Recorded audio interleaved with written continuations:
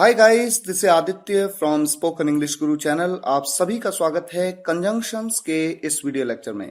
Guys, आज इस video lecture में हम इंग्लिश ग्रामर के सभी कंजंक्शंस को देखेंगे। एक एक करके सभी कंजंक्शंस को मैं कवर करूंगा और उनके कुछ एग्जांपल्स भी आपको दूंगा ताकि कॉन्सेप्ट्स को आप समझ पाएं।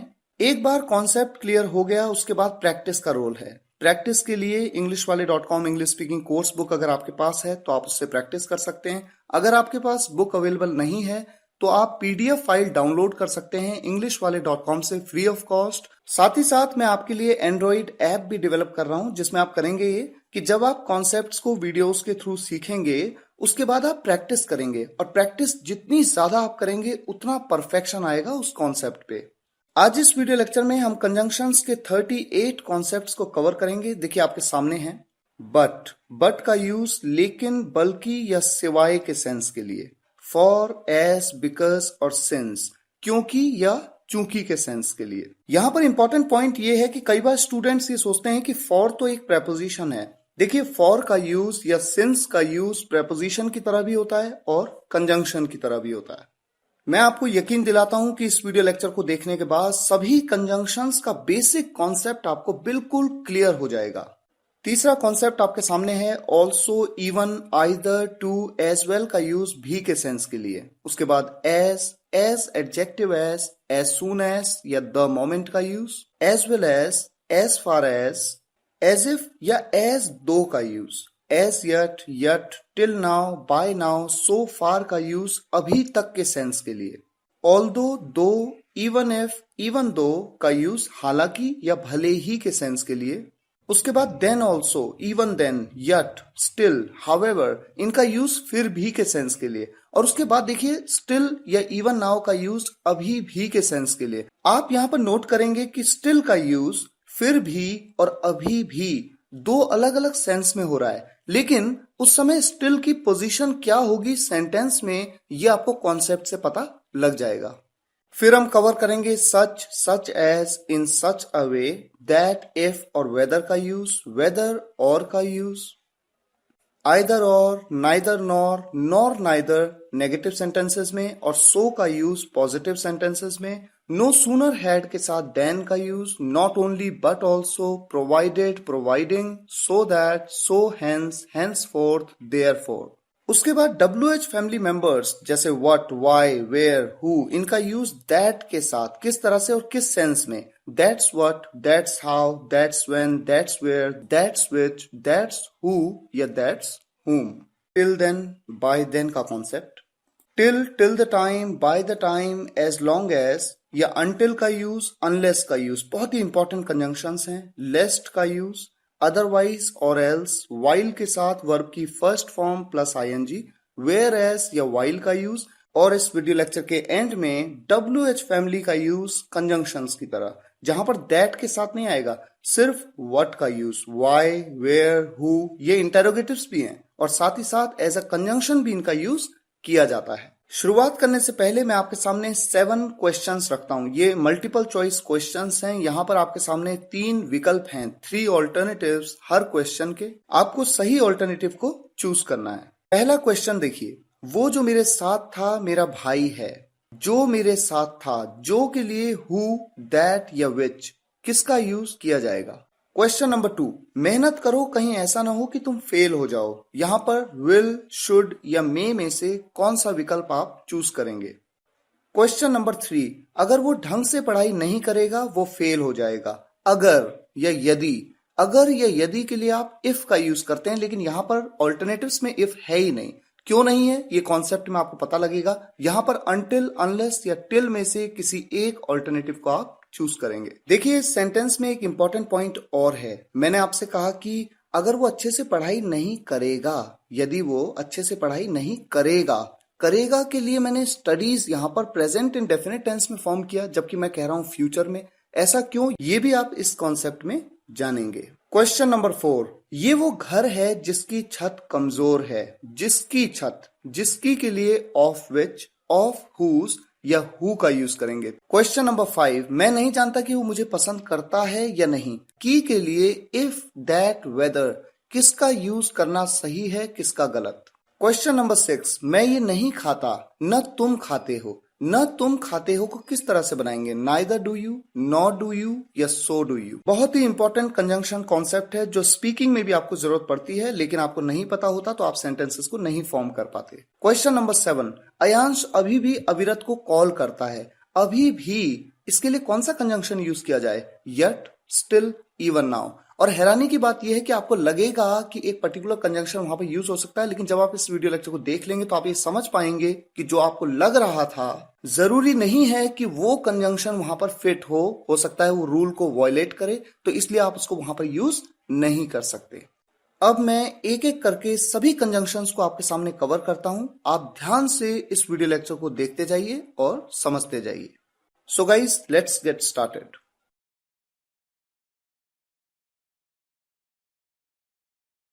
बट का प्रयोग 3 अलग अलग तरीके के वाक्यों में किया जाता है।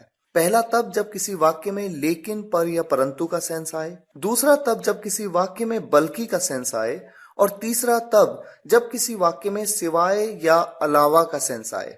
तो सबसे पहले बात करते हैं बट का प्रयोग लेकिन, पर या परंतु के लिए। उदाहरण आपके सामने है। वो अमीर है पर बहुत कंजूस है। He is rich but very माइजर। माइजर मतलब कंजूस। वो शैतान है परंतु मुझे पसंद है। He is naughty but I like him. वो गोरी है लेकिन खूबसूरत नहीं है। She is fair but not beautiful. इसी तरह से देखिए बट का प्रयोग बल्कि के सेंस में किस तरह से किया जाता है। एग्जाम्पल्स हैं, ये पेन नहीं बल्कि पेंसिल है।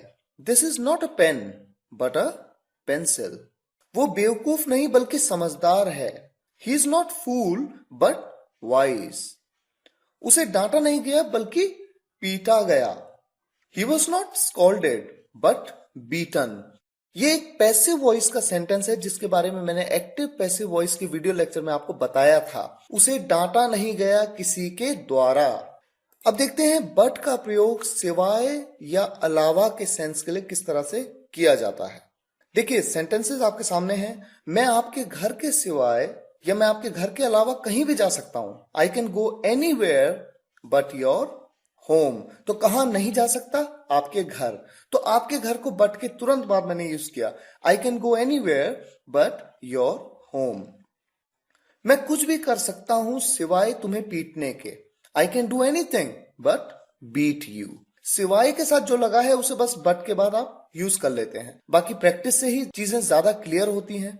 नेक्स्ट सेंटेंस देखते हैं। एक एग्जाम्पल आपके सामने है, बहुत ही इंटरेस्टिंग एग्जाम्पल है। देख सकता हूं मैं कुछ भी होते हुए पर नहीं देख सकता तुम्हें रोते हुए। कुल मिला के इसका जो सेंस है कि मैं कुछ भी होते हुए देख सकता हूं लेकिन मैं तुम्हें रोते हुए नहीं देख सकता। इस सेंटेंस को आप देखिए किस तरह से बना सकते हैं। I can see anything happening. मैं देख सकता हूं कुछ भी होते हुए but I can't see you crying. इस तरह से आप इसे बना सकते हैं। या फिर आप बना सकते हैं I can see anything happening but you crying. थोड़ा ऑड जरूर लगता है आपको, लेकिन जैसे जैसे आप इंग्लिश सीखते जाएंगे आपको चीजें और क्लियर होती जाएंगी। आपको पता लगेगा कि सेंटेंसेस को किन अलग अलग तरीकों से बनाया जा सकता है। फॉर, एज, बिकॉज और सिंस। आप सोचेंगे कि फॉर और सिंस का प्रयोग तो मैंने प्रेपोजिशंस के वीडियो लेक्चर्स में भी किया था। ये बात सही है, लेकिन ये वर्ड्स फॉर और सिंस ये कंजंक्शंस की तरह भी यूज किए जा सकते हैं। जब किसी वाक्य में क्योंकि या चूंकि का सेंस आए तो आप इन चारों में से किसी एक का यूज कर सकते हैं, लेकिन कुछ कंडीशंस हैं। किसी वाक्य में क्योंकि या चूंकि के लिए फॉर, एज, बिकॉज और सिंस में से किसी एक का प्रयोग किया जा सकता है। बिकॉज का प्रयोग हमेशा वाक्य के बीच में, सिंस का प्रयोग हमेशा शुरुआत में, बीच में नहीं होगा, और फॉर और एज का प्रयोग बीच में या शुरुआत दोनों जगहों पे किया जा सकता है। उदाहरण के माध्यम से आप इस बात को बेहतर समझ पाएंगे। आइए एग्जाम्पल लेते हैं। चूंकि मैं बीमार था इसलिए मैं नहीं आया। बहुत ही सिंपल एग्जाम्पल है। देखिए चूंकि का प्रयोग सेंटेंस की शुरुआत में किया गया और मैंने आपको बताया कि शुरुआत में जब सेंटेंस में चूंकि या क्योंकि का प्रयोग किया जाएगा तो बिकॉज का प्रयोग नहीं होगा। बिकॉज का प्रयोग हमेशा कब होता है? मिडल में, बीच में। तो यहां पर आप कह सकते हैं since I was unwell so I didn't come, as I was unwell so I didn't come, for I was unwell so I didn't come. एक और एग्जाम्पल लेते हैं। मैं नहीं आया क्योंकि मैं बीमार था। यहां पर क्योंकि का प्रयोग सेंटेंस के बीच में है। यह आपको समझाने का एक तरीका है, शुरुआत और बीच। और बीच में आप क्या क्या यूज कर सकते हैं? बिकॉज का प्रयोग आप बीच में कर सकते हैं, एज का प्रयोग आप कर सकते हैं, फॉर का प्रयोग आप कर सकते हैं, लेकिन सिंस का प्रयोग केवल शुरुआत में होता है, जब क्योंकि या चूंकि सेंटेंस के शुरुआत में आए। एक इंपॉर्टेंट पॉइंट यह है कि जब आप फॉर का प्रयोग बीच में करते हैं तो फॉर से जस्ट पहले वाले सेंटेंस क्लॉज में आप कॉमा का प्रयोग करते हैं। यह केवल फॉर के साथ होता है, बाकी किसी और कंजंक्शन के साथ नहीं होता। Also, even, either, too, as well. किस तरह से जब किसी वाक्य में भी का सेंस आता है तो इन पांचों में से किसी एक कंजंक्शन का प्रयोग किया जा सकता है। अब नियमों की बात करते हैं। ऑल्सो, टू, एज वेल, इन तीनों का ही प्रयोग जनरली पॉजिटिव सेंटेंसेस में किया जाता है, पॉजिटिव। और इवन का प्रयोग भी के लिए पॉजिटिव और नेगेटिव दोनों तरह के सेंटेंसेस में किया जाता है। नेगेटिव वो सेंटेंस होते हैं जिनमें नॉट का प्रयोग होता है, तो ये बात आपको क्लियर होनी चाहिए। आइदर का प्रयोग भी के सेंस के लिए केवल नेगेटिव सेंटेंस में किया जाएगा, केवल नेगेटिव सेंटेंस में आइदर का प्रयोग भी के लिए। आगे आपको ये बात बिल्कुल क्लियर हो जाएगी उदाहरण के माध्यम से। एक बात और, ऑल्सो का प्रयोग हेल्पिंग वर्ब के बाद और वर्ब से पहले किया जाता है, और इवन का प्रयोग जब भी के लिए होता है तो at the beginning of the sentence, वाक्य की शुरुआत में किया जाता है हमेशा। और टू, एज वेल और आइदर का प्रयोग एंड में किया जाता है। ये नियम आपको बिल्कुल अच्छी तरह से याद कर लेने होंगे, तभी आपको ये कॉन्सेप्ट क्लियर हो पाएगा। एक बात और आप नोट कर लीजिए, इवन का प्रयोग भी के अर्थ के लिए प्रश्नवाचक वाक्यों में नहीं किया जा सकता। यानी अगर आपके सामने कोई इंटेरोगेटिव सेंटेंस आ जाए और वहां पर भी का प्रयोग हो तो आप इवन का प्रयोग कभी भी नहीं कर सकते। एग्जाम्पल लेते हैं, मैं भी अच्छा हूं। बहुत ही सिंपल सेंटेंस है, मैं भी अच्छा हूं। मैं कह सकता हूं I am also good.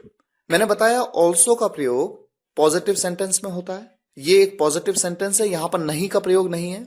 Also का प्रयोग मैंने आपको एक और बात बताई, हेल्पिंग वर्ब के बाद और वर्ब से पहले, तो एम के बाद यूज होगा, आई एम ऑल्सो गुड। मैंने आपको बताया था कि पॉजिटिव सेंटेंसेस में टू का प्रयोग होता है, TOO टू, लेकिन सेंटेंस के एंड में होता है, तो मैं कह सकता हूं आई एम गुड टू। मैंने आपको यह भी बताया था कि एज वेल का प्रयोग भी सेंटेंस के एंड में होता है पॉजिटिव सेंटेंसेस में, I am good as well. मैंने आपको यह भी बताया कि इवन का प्रयोग पॉजिटिव और नेगेटिव दोनों सेंटेंस में होता है, लेकिन हमेशा शुरुआत में होता है। तो देखिए इवन का प्रयोग यहां पर शुरुआत में, इवन आई एम गुड। तो मैं भी अच्छा हूं के लिए आप चार तरीके से सेंटेंस बना सकते हैं, लेकिन एक कंजंक्शन आइदर मैंने आपको बताया था कि केवल नेगेटिव सेंटेंसेस में यूज होता है और एंड में होता है सेंटेंस के। तो यहां पर चूंकि ये तो पॉजिटिव सेंटेंस है, नेगेटिव तो है नहीं, इसलिए आप आइदर का प्रयोग यहां पर बिल्कुल नहीं कर सकते। अब बात करते हैं, एक सेंटेंस लेते हैं, वो भी आ रहा है। ये भी एक पॉजिटिव सेंटेंस है, तो हम इसे बना सकते हैं ही इज ऑल्सो कमिंग। यहां पर देखिए ऑल्सो का प्रयोग हेल्पिंग वर्ब के बाद हो रहा है और वर्ब से पहले हो रहा है। हेल्पिंग वर्ब है इज के बाद और वर्ब से पहले। ही इज ऑल्सो कमिंग, या आप कह सकते हैं ही इज कमिंग टू, या आप कह सकते हैं he is coming as well, या आप कह सकते हैं इवन ही इज कमिंग। एक नेगेटिव सेंटेंस, मैं भी अच्छा नहीं हूं। अब देखिए नेगेटिव सेंटेंस में आप या तो इवन का प्रयोग कर सकते हैं या फिर आइदर का प्रयोग कर सकते हैं। मैंने आपको बताया था कि इवन का प्रयोग पॉजिटिव और नेगेटिव दोनों सेंटेंसेस में होता है, लेकिन हमेशा सेंटेंस की शुरुआत में होता है, even I am not good. और आइदर का प्रयोग मैंने आपको बताया था कि हमेशा नेगेटिव सेंटेंस में होता है केवल, और सेंटेंस के एंड में होता है। एक सेंटेंस और है, वे भी मेरे साथ नहीं है, even they are not with me, या आप कह सकते हैं they aren't with me either. तो नेगेटिव सेंटेंसेस में आप दो चीजों को ध्यान रखिए, भी के लिए इवन और आइदर। इवन का प्रयोग शुरुआत में, आइदर का प्रयोग सेंटेंस के एंड में। अब देखिए एक इंटेरोगेटिव सेंटेंस लेते हैं, क्या तुम भी वहां नहीं थे। अब आपने देखा कि नेगेटिव सेंटेंस है, ये इंटेरोगेटिव तो है लेकिन नेगेटिव भी है। मैंने आपको एक तीसरा रूल बताया था कि इवन का प्रयोग नेगेटिव सेंटेंसेस में किया जाता है लेकिन प्रश्नवाचक वाक्यों में नहीं किया जाता। तो आपके पास एक ही विकल्प बचता है और वो है आइदर। मैं भी फल पसंद नहीं करता। देखिए यहां पर नेगेटिव सेंटेंस है, या तो आप इवन का यूज कर लीजिए शुरुआत में सेंटेंस के, या फिर आप आइदर का यूज कर लीजिए सेंटेंस के एंड में। तो बेस्ट सेंटेंस जो है वो बनेगा I don't like fruits either, या आप ऐसे भी कह सकते हैं even I don't like fruits. As, यहां पर हम इसके 3 सेंस के बारे में बात करेंगे। जब भी किसी वाक्य में सेंस आए जैसा का, या आए के तौर पर, या आए के नाते। आपके सामने एग्जांपल्स हैं। जैसा आप कहें, जैसा के लिए एज का प्रयोग, एज यू से। बहुत ही सिंपल टॉपिक है। जैसी आपकी मर्जी, एज यू विश। जैसा आपने कहा, मैंने किया, आई डिड, मैंने किया, I did as you said. जैसा आपने कहा, जैसा आपको ठीक लगे, एज यू फील लाइक, या आप कह सकते हैं एज यू विश। जैसी करनी वैसी भरनी, एक कहावत है। आप कहते हैं as you sow you reap. जैसा आप बोते हो वैसा ही आप काटते हो। जैसा तुम्हारे पापा चाहें, एज योर फादर लाइक्स। इसी तरह से एक एग्जाम्पल आपके सामने है। मैं यहां मैनेजर के तौर पर काम कर रहा हूं। के तौर पर के लिए आप एज का प्रयोग कर सकते हैं। I am working as a manager here. एक अध्यापक होने के नाते ये मेरा फर्ज है। As a teacher it's my duty. As, adjective as का मतलब उतना, उसके बाद एडजेक्टिव विशेषण का आप यूज करेंगे, उसके बाद आप कहते हैं जितना, एज के लिए जितना। तो उतना जितना, इस तरह के सेंटेंसेस आपने देखे होंगे जब हम कहते हैं कि राम अमिताभ के जितना लंबा है, या हम कह सकते हैं राम उतना लंबा है जितना अमिताभ। हम कहते हैं सीता उतनी खूबसूरत है जितनी गीता। तो इस तरह का उतना जितना के जो सेंटेंस फॉर्मेशंस होते हैं वो इस कंजंक्शन फॉर्मेशन से लिए जाते हैं। आइए आगे बढ़ते हैं।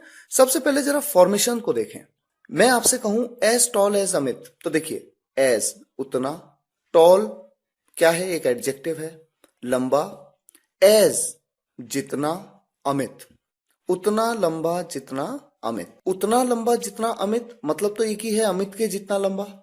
एज शॉर्ट एज राकेश, उतना छोटा जितना राकेश, राकेश के जितना छोटा। आगे जब हम सेंटेंसेस बनाएंगे तब आप समझ पाएंगे कि मैं आपको ये क्यों बता रहा हूं। देखिए as big as your house, उतना बड़ा जितना आपका घर, या फिर मैं कह सकता हूं आपके घर जितना बड़ा।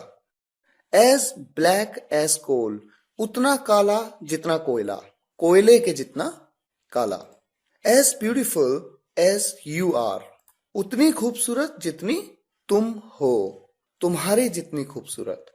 एज रेड एज ब्लड, उतना लाल जितना खून, या मैं कह सकता हूं खून के जितना लाल। As strong as my dad is, उतने मजबूत जितने मेरे पापा हैं, या फिर मैं कहूं मेरे पापा के जितने मजबूत।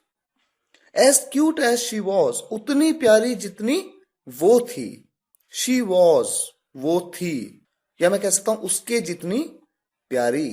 अब देखिए एग्जाम्पल्स। अभी तक आपने फॉर्मेशन देखा, अब इन्हीं फॉर्मेशंस का यूज एग्जाम्पल्स में आएगा। सेंटेंस है मैं अमन के जितना लंबा हूं, यानी कि मैं कहना चाहता हूं कि मैं उतना लंबा हूं जितना अमन, उतना लंबा जितना अमन।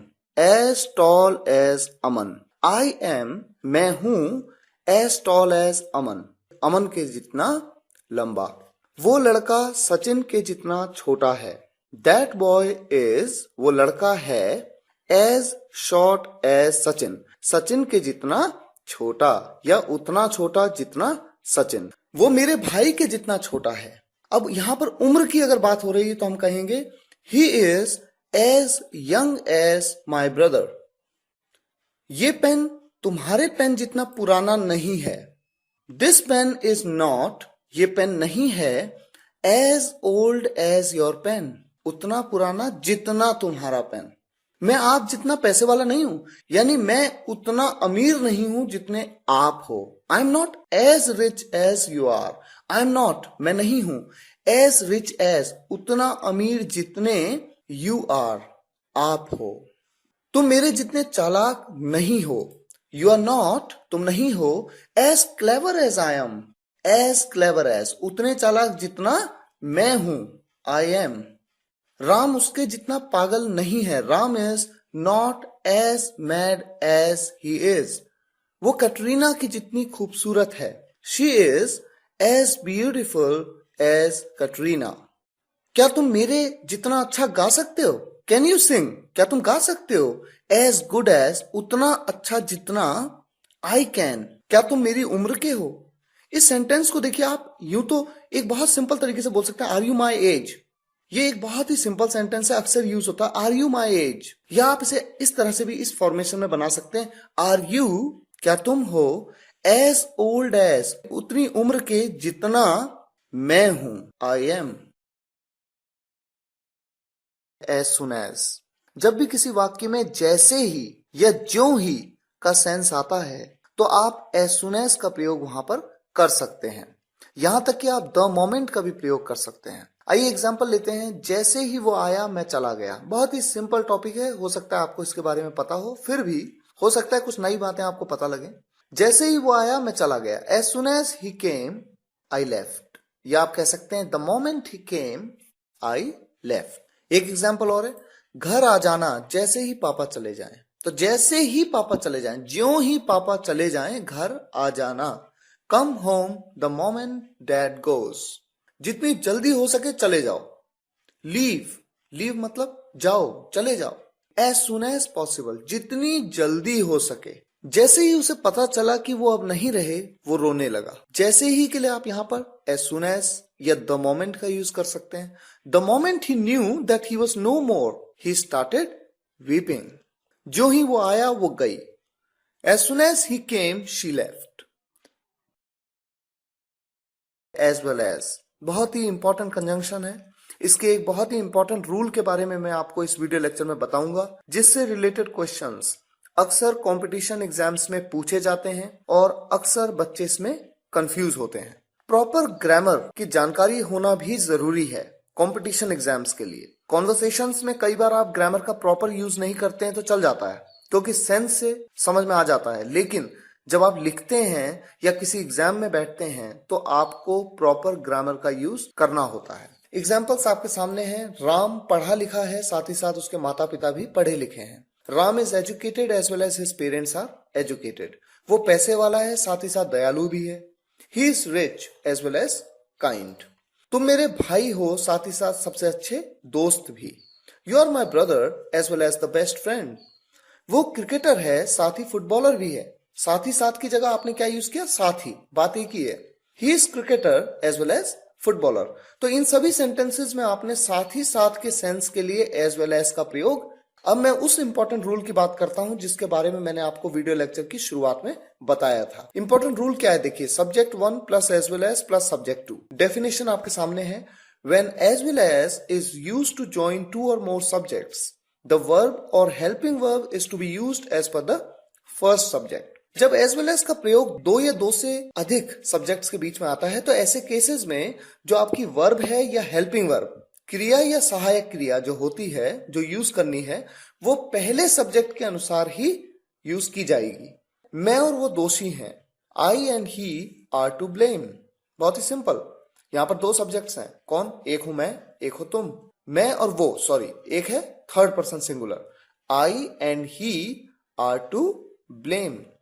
और इसी सेंटेंस को अगर मैं इस तरह से कहूं, मैं साथ ही साथ वो भी दोषी हैं, यहां पर साथ ही साथ के लिए एज वेल एज का प्रयोग करेंगे। आई एज वेल एज ही। पहला सब्जेक्ट कौन है? मैं, यानी आई। आई के साथ क्या लगता है? Am. I as well as he am to blame. और जरूर लगेगा, पर मैं दोबारा रिपीट करता हूं, ये प्रॉपर ग्रामर है। आइए इसके अलावा एक कॉन्सेप्ट और समझ लें, इसी से रिलेटेड है।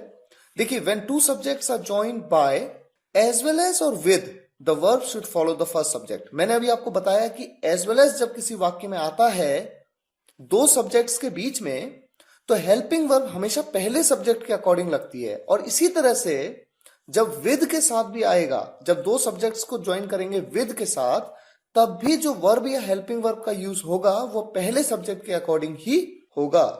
कुछ एग्जांपल्स मैं आपको देता हूं। The teacher with his students is busy.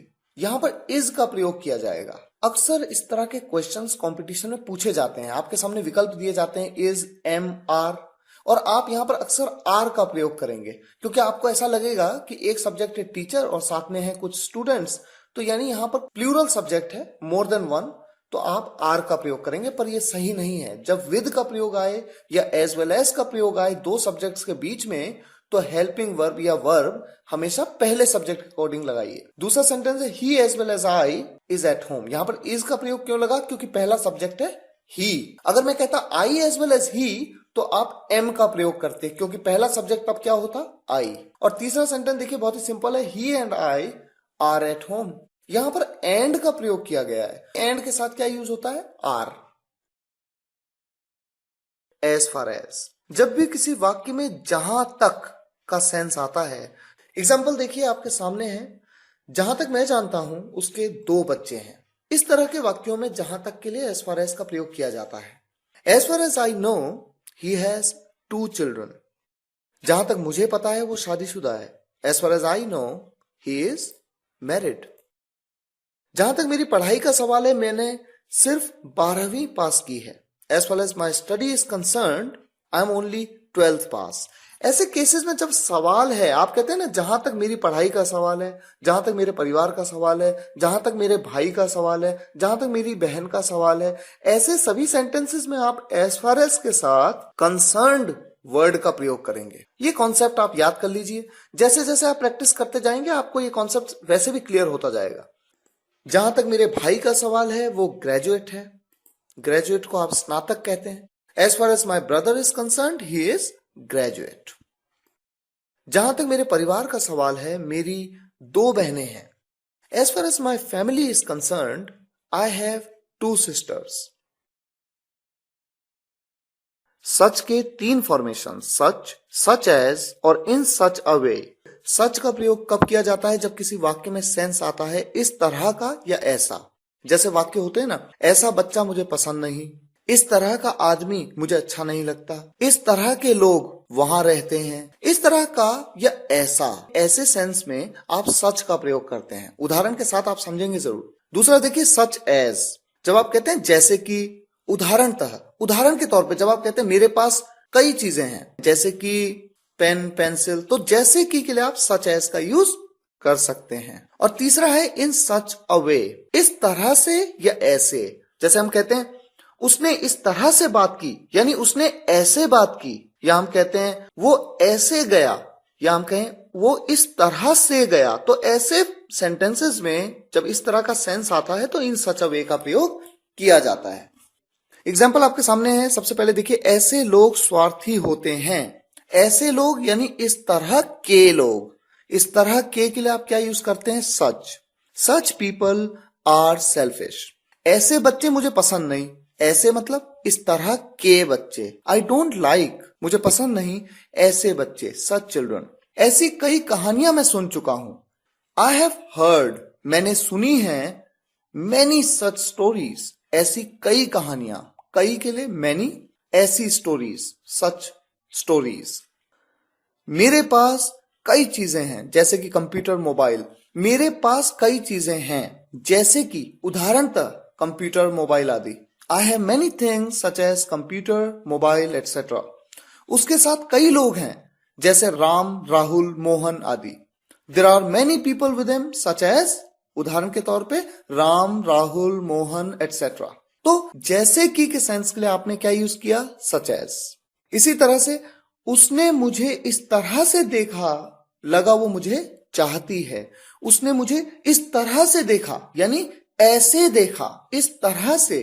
She saw me या looked at me in such a वे, इस तरह से, that I felt she like me, कि मुझे लगा, मुझे महसूस हुआ कि वो मुझे चाहती है या पसंद करती है। तुम ऐसे बात करते हो कि मैं तुम्हें नजरअंदाज नहीं कर सकता।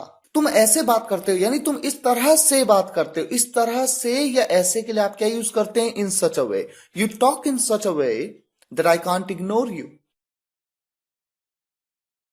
एज इफ और एज दो, जब भी किसी वाक्य में मानो या जैसे कि इस तरह का सेंस आता है, तो ऐसे वाक्यों में एज इफ और एज दो का प्रयोग किस तरह से किया जाना है, देखिए एग्जाम्पल आपके सामने है। उसने मुझे ऐसे देखा मानो वो कुछ कहना चाहती हो। She looked at me as if she wanted to say something. यहां पर देखिए मानो के लिए आपने एज इफ का प्रयोग किया। आप मानो के लिए एज दो का प्रयोग भी कर सकते हैं। आप कह सकते हैं she looked at me as though she wanted to say something. वो उसके साथ इतना फ्रैंक लगा मानो उसे पहले से जानता हो। He looked so frank with him as though he already knew him. तुम तो ऐसे बात कर रहे हो जैसे कि मैं तुम्हारा दुश्मन हूं। You are talking in such a way as though I am your enemy. यहां पर आपने कहा यू आर टॉकिंग, तुम बात कर रहे हो इस तरह से या ऐसे, ऐसे या इस तरह से के लिए इन सच अ वे का यूज किया जाता है। As though I am your enemy, मानो उसे घर जाना हो। एक सिंपल सा सेंटेंस जब आपको किसी को कहना है मानो उसे घर जाना हो, as if he has to go home. इसी तरह से देखिए वो ऐसे बात कर रहा था मानो मैं उसका नौकर हूं। He was talking in such a way as if I was his servant. लगता है मानो उसे तुमसे प्यार हो। इट सीम्स, लगता है, इट सीम्स, ऐसा लगता है, as if he loves you, मानो वो तुमसे प्यार करता हो। Yet, as yet, till now, by now, so far। और इन पांचों कंजंक्शंस का यूज सिर्फ एक सेंस के लिए हम देखेंगे और वो सेंस है अभी तक, केवल प्रेजेंट टेंस के वाक्यों में। मैंने अभी तक उसे नहीं देखा है, ये एक प्रेजेंट परफेक्ट टेंस का सेंटेंस है। मैंने उसे नहीं देखा है, आई हैव नॉट सीन हर। अगर कोई लड़की है या कोई स्त्री है जिसके बारे में मैं बात कर रहा हूं तो आई हैव नॉट सीन हर, मैंने उसे नहीं देखा है अभी तक। अभी तक के लिए मैं यट का यूज कर सकता हूं, या मैं कह सकता हूं I have not seen her as yet, या मैं कह सकता हूं I have not seen her till now, I have not seen her by now, I have not seen her so far. एक सेंटेंस है, अभी तक का स्कोर क्या हुआ है। What is the score. What is the score का मतलब स्कोर क्या हुआ है या स्कोर क्या है अभी तक का। So far, what is the score so far. वो अभी तक ऑफिस नहीं पहुंचा है, he has not reached office yet. उसने आज तक बर्गर नहीं खाया है, he hasn't eaten burger till now. Till now, yet, as yet, आप किसी का भी प्रयोग यहां पर कर सकते हैं। Then also, even then, yet, still और हाउएवर। यहां पर हम इन कंजंक्शंस के सिर्फ एक सेंस को जानेंगे और वो सेंस है फिर भी, तब भी या इसके बावजूद भी। देखिए सेंटेंस आपके सामने है, वो कभी स्कूल नहीं गया फिर भी उसे ये आता है। वो कभी स्कूल नहीं गया, he never went to school. फिर भी के लिए मैं इनमें से किसी एक का यूज कर सकता हूं। Then also he knows it, या मैं कह सकता हूं even then he knows it, या मैं कह सकता हूं येट ही नोज इट, या मैं कह सकता हूं स्टिल ही नोज इट, या मैं कह सकता हूं हाउएवर ही नोज इट। तो इन पांचों में से किसी भी एक कंजंक्शन का यूज मैं फिर भी के लिए कर सकता हूं। दूसरा सेंटेंस है, मैं गरीब हूं फिर भी कोशिश करूंगा। I am poor still I will try. यहां पर मैंने स्टिल ले लिया, आप कोई सा भी एक कंजंक्शन पांचों में से ले सकते हैं। मैं बीमार था इसके बावजूद मैंने काम किया। I was unwell yet I worked, या आप कह सकते हैं स्टिल आई वर्कड, या आप कह सकते हैं देन ऑल्सो आई वर्कड, या आप कह सकते हैं इवन देन आई वर्कड, या आप कह सकते हैं I was unwell however I worked. अगला सेंटेंस है, वो अनपढ़ है तब भी उसका व्यवहार अच्छा है। He is illiterate even then he behaves well. Although, though, even if और इवन दो। जब भी किसी वाक्य में यद्यपि, हालांकि या भले ही का प्रयोग हो तो ऐसे में आप इन चारों में से किसी भी एक कंजंक्शन का प्रयोग इनके लिए कर सकते हैं। तो आइए सेंटेंसेस देखते हैं। हालांकि वो कभी स्कूल नहीं गया फिर भी उसे ये आता है। हालांकि के लिए आपके पास चार विकल्प हैं, although, though, even if, even though. इनमें से कोई भी एक आप ले सकते हैं। मान लीजिए मैं लेता हूं although. Although he never went to school. अब मैं कहूंगा फिर भी उसे ये आता है। फिर भी के लिए आपके पास 5 विकल्प दिए मैंने। Then also, even then, yet, still, however. आप इन पांचों में से किसी का यूज कर सकते हैं। लेकिन एक बात जो इंपॉर्टेंट यहां पर आपको नोट करनी है वो ये है कि ऑल्दो अगर आपने हालांकि, यद्यपि या भले ही के लिए यूज किया, अगर ऑल्दो का यूज किया तो आपको फिर भी के लिए येट का प्रयोग करना ही होगा। ऑल्दो के साथ हमेशा येट का प्रयोग करना कंपलसरी है। तो यहां पर मैं कहूंगा येट ही नोज इट। तो पूरा सेंटेंस है, although he never went to school yet he knows it. दूसरा सेंटेंस देखिए, भले ही मैं गरीब हूं फिर भी कोशिश करूंगा। भले ही के लिए मैं कोई भी एक विकल्प ले लेता हूं। इस बार मैं ले लेता हूं दो आई एम पुअर। फिर भी के लिए मैं कौन सा विकल्प लूं? तो फिर भी के लिए मैं कोई भी विकल्प ले सकता हूं, क्योंकि यहां पर ऑल्दो नहीं है। ऑल्दो होता तो केवल यट कहता। अभी दो है तो मैं कुछ भी कह सकता हूं। मैं कह सकता हूं then also, even then, yet, still, however. तो मैं यूज करता हूं फॉर एग्जाम्पल स्टिल। मैं कहता हूं दो I M poor still I will try. इसी तरह से एक एग्जाम्पल है, हालांकि मैं बीमार था इसके बावजूद मैंने काम किया। मैं लेता हूं even if I was unwell then also I worked. भले ही वो अनपढ़ है तब भी उसका व्यवहार अच्छा है। Even though he is illiterate yet he behaves well. Either और बहुत ही सिंपल कंजंक्शन है, हम अक्सर इसके बारे में जानते हैं। जब भी किसी वाक्य में या तो ये या तो वो, जब चॉइस दी हो, आपके सामने विकल्प हो या तो ये या तो वो, तो ऐसे वाक्यों में आइदर और का प्रयोग किया जाता है। एग्जाम्पल देखिए आपके सामने है। पहला एग्जाम्पल, या तो तुम जाओ या मुझे जाने दो। यहां पर दो सेंटेंस है, दोनों से पहले या का प्रयोग किया गया है। तुम जाओ, मुझे जाने दो, दो सेंटेंस, इन दोनों से पहले या का प्रयोग। आप कहते हैं आइदर यू गो, या तो तुम जाओ, और लेट मी गो, या मुझे जाने दो। इसी तरह से दूसरा सेंटेंस है, या तो राम जाएगा या मैं जाऊंगा। आइदर राम विल गो और आई विल। मैं आई विल के बाद गो का प्रयोग कर सकता हूं, उसमें कुछ भी गलत नहीं है। लेकिन चूंकि ये अंडरस्टूड है कि बात जाने की हो रही है, तो बार बार गो का प्रयोग करना जरूरी नहीं है।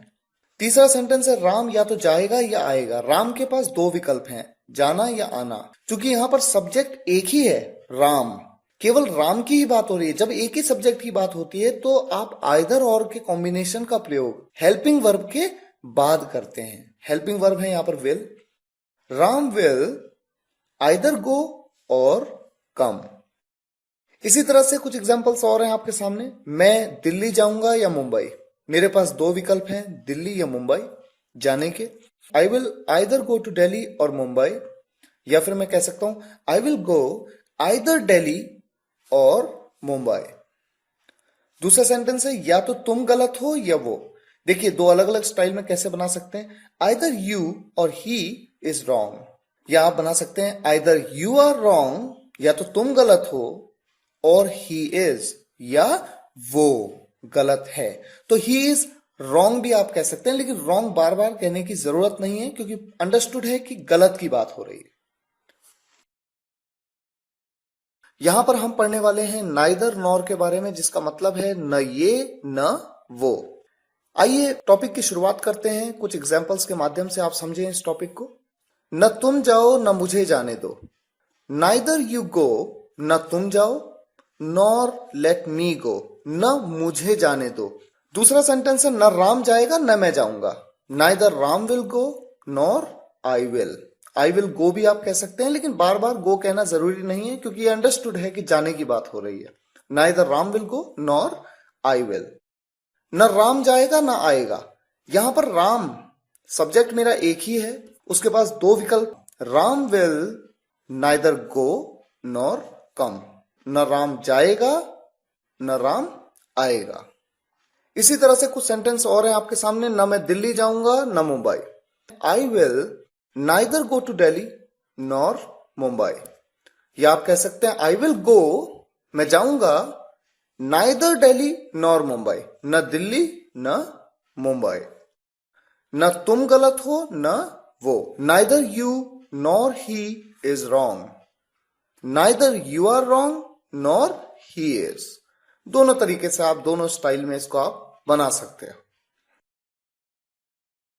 नेगेटिव सेंटेंसेस में नॉट के साथ नॉर और नाइदर का प्रयोग, और पॉजिटिव सेंटेंसेस में सो का प्रयोग। ये एक बहुत ही इंटरेस्टिंग कॉन्सेप्ट है। सो सबसे पहले शुरुआत करते हैं नॉट के साथ नॉर और नाइदर की। नहीं, वो भी नहीं। एग्जाम्पल देखिए, तुम नहीं आते, वो भी नहीं आता। पहला सेंटेंस है तुम नहीं आते, you don't come.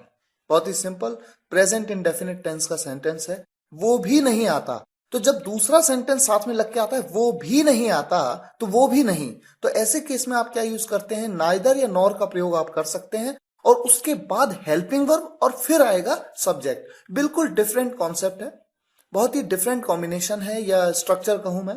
Nor does he, या आप कहते हैं नाइदर डज ही। मैंने नहीं पूछा, आई डेंट आस्क, ये पास्ट इंडेफिनिट टेंस का एक सेंटेंस है। मैंने नहीं पूछा, आई डेंट आस्क। न उसने पूछा, नाइदर डिड शी। अगर वो कोई स्त्री है तो शी, अगर कोई पुरुष है तो ही। न उसने पूछा, नाइदर डिड शी, या आप कह सकते हैं नॉर डिड शी। वो नहीं जा पाया, न मैं जा पाया। He couldn't go, neither could I. इसी तरह से देखिए कुछ सेंटेंसेस और हैं आपके सामने। उसने नहीं बताया, हमने भी नहीं। He didn't tell, nor did we. आप नहीं जाना चाहते, मैं भी नहीं। You don't want to go, nor do I. वो नहीं कह सकता, न तुम। He can't say, neither can you. अब देखिए सो, वो भी पॉजिटिव सेंटेंसेस में। अब जैसे आपने नेगेटिव सेंटेंसेस के लिए नाइदर नॉर देखा, इस तरह से पॉजिटिव सेंटेंसेस के लिए सो का प्रयोग आप देखेंगे। तुम आते हो, वो भी आता है। You come, so does he. मैंने पूछा, उसने भी पूछा। I asked, so did she.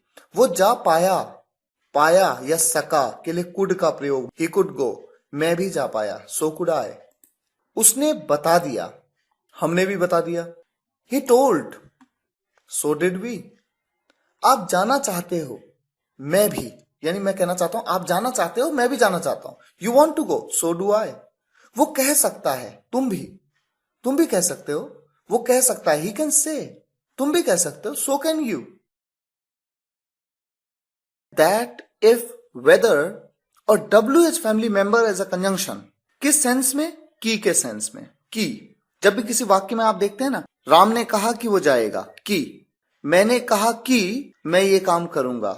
मैं कह नहीं सकता कि वो आएगा या नहीं, तो की के लिए दैट, इफ, वेदर या WH फैमिली मेंबर को कैसे कंजंक्शन की तरह यूज करना है, ये बात इस वीडियो लेक्चर में मैं आपको बताऊंगा।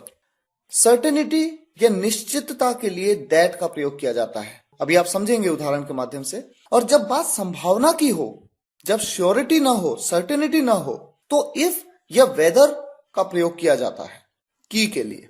और वेदर के साथ हमेशा और लगाना कंपलसरी होता है, ये भी आप सेंटेंसेस के माध्यम से समझेंगे। आइए एग्जाम्पल देखें।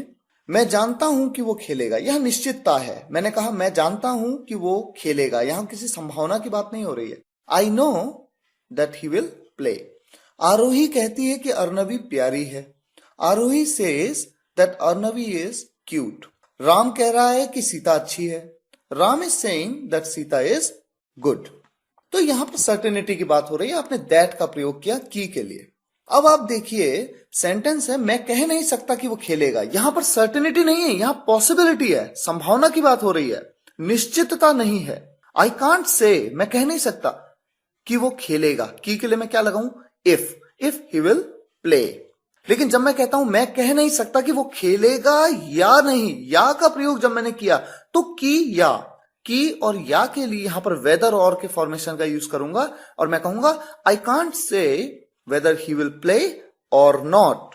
तो जब भी या नहीं आ जाए सेंटेंस में, तब आप वेदर का प्रयोग की के लिए करेंगे और या के लिए और का प्रयोग।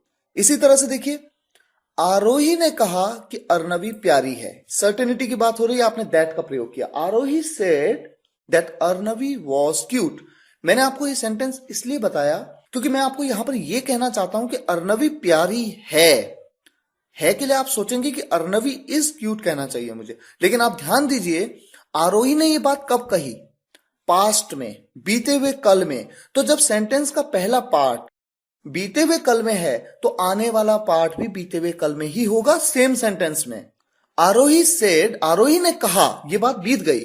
आरोही ने कहा कि अर्नवी प्यारी है। भले मैं कह रहा हूं अर्नवी प्यारी है, लेकिन सेंस पास्ट का है। आप कहेंगे अर्नवी वॉज क्यूट, क्योंकि यह बात बीत गई। आरोही कहेगी कि अर्नवी प्यारी है। अब ये भविष्य की बात हुई। आरोही कहेगी, भविष्य में कहेगी कि अर्नवी प्यारी है, अभी नहीं कह रही हो। Aarohi will say that Arnavi will be cute, यानी अर्नवी प्यारी होगी। ये बात भविष्य में, भले हम यहां पर है का प्रयोग कर रहे हैं, लेकिन इस बात को आप हमेशा जान लीजिए, अगर बात पास्ट की है तो पास्ट के हिसाब से चलेगा, अगर फ्यूचर की है तो फ्यूचर के हिसाब से। जितना आप प्रैक्टिस करेंगे प्रैक्टिस एक्सरसाइजेस में, तभी आपको ये कॉन्सेप्ट्स और बेहतर तरीके से समझ में आते जाएंगे। एग्जाम्पल देखिए, मैंने कहा कि मैं जाऊंगा। अब यहां पर मैंने कहा, जब पास्ट में आपने किसी बात को कहा भविष्य के बारे में, मैंने कहा कि मैं जाऊंगा, आपने पास्ट में एक बात की भविष्य के बारे में, तो होता यह है कि भविष्य का जो सेंटेंस है विल की जगह वुड का प्रयोग किया जाता। I said that I would go. उसने कहा था कि वो डॉक्टर बनेगा, उसने कहा था बीते हुए कल में, बात कही भविष्य की। ही हैड सेड, उसने कहा था that he would become a doctor. Will की जगह आपने क्या प्रयोग किया? वुड का। He would become a doctor. तो विल वुड में चेंज हो जाता है जब बात पास्ट में कही गई हो भविष्य के बारे में। हमें नहीं पता कि वो वहां जाता है या कहीं और। अब यहां पर देखिए अनिश्चितता है, संभावना की बात हो रही। We don't know whether he goes there और समवेयर एल्स।